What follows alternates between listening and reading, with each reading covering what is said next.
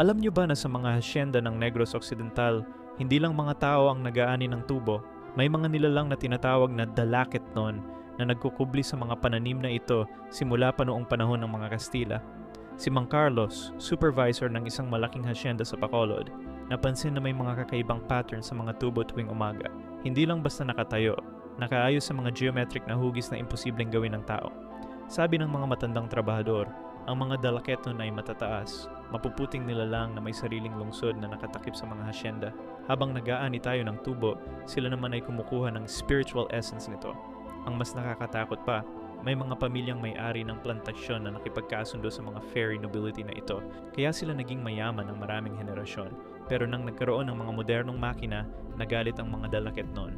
Nagsimulang makita ang mga tractor na nakakalat ang mga parte sa ritual circles.